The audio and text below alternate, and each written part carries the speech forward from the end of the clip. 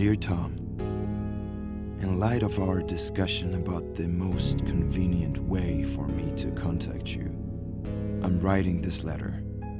Gladly, in fact, seeing as writing is more permanent than a fleeting word. I do hope that you follow the advice I gave you.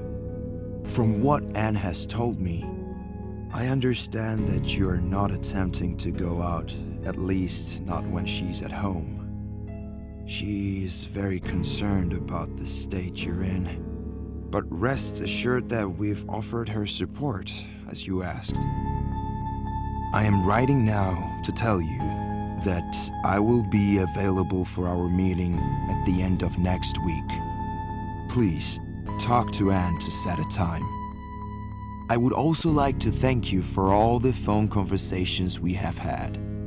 It is extremely important that I am aware of any new symptoms, no matter how distressing they may be.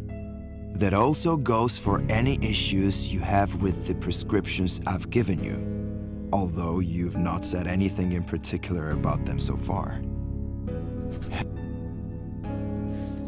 Day 234. I forgot to mention that I talked to Frank a couple of days ago. He said he wanted to see me and talk about the good old times. Since I'm not really convinced his intentions are clear, I haven't set a date yet.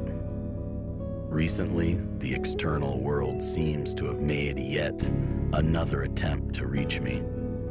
I was lying in my bed, studying the cracks on the ceiling, when I heard the most peculiar noise coming from the yard, followed by a doorbell. I couldn't immediately recognize who had paid us a visit.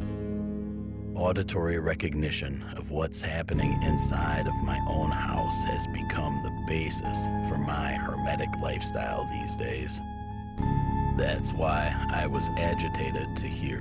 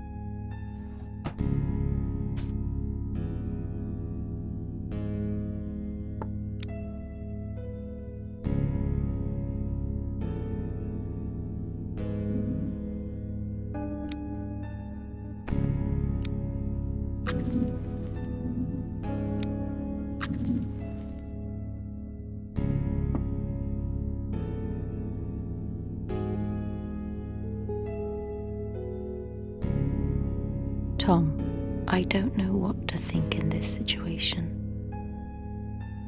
I can either feel proud of helping you deal with your problem, or ashamed of how I manage all this. It's but a fraction of what you're going through, yet I'm not sure I can survive it. I'm merely a pack animal, one that allowed someone's harsh words to be loaded on its back, and its life to be turned into a desert. I've become a camel. I don't know if I'm up for it. I can't do anything about the anger and sorrow that thrive in me. Sometimes I wonder how it's all going to look when we finally awake from this nightmare. Who are we going to be? Are we going to stay who we are? Are we still going to have the bond we used to have? I don't want this nightmare to last any longer, and yet I'm afraid of our awakening. I'm afraid nothing will be left of us. I want to tell you something, to share my thoughts with you, but I don't know how. Both my head and heart are empty. I no longer know what to... Day 245.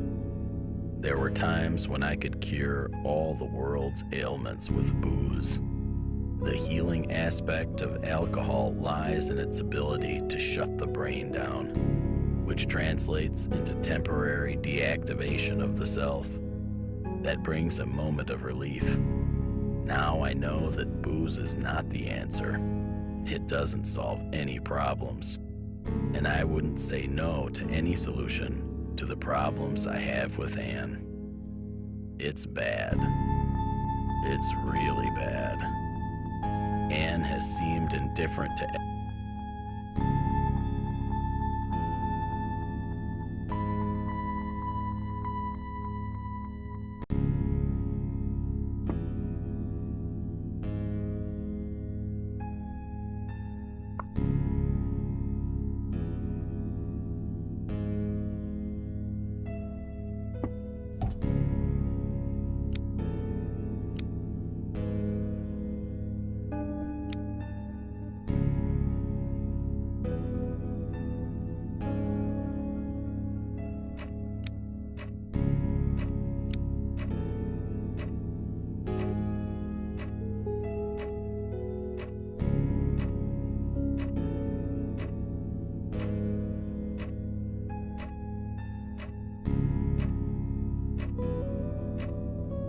I cut myself out of the world.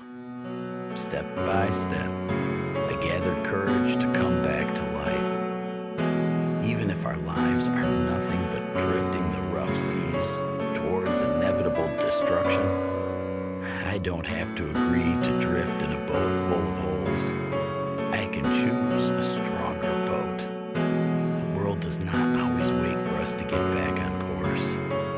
Anne is gone. I could choose to go upstairs right now, lock myself up there and wither. But you know what? I won't do that. I prefer to concentrate on building a stronger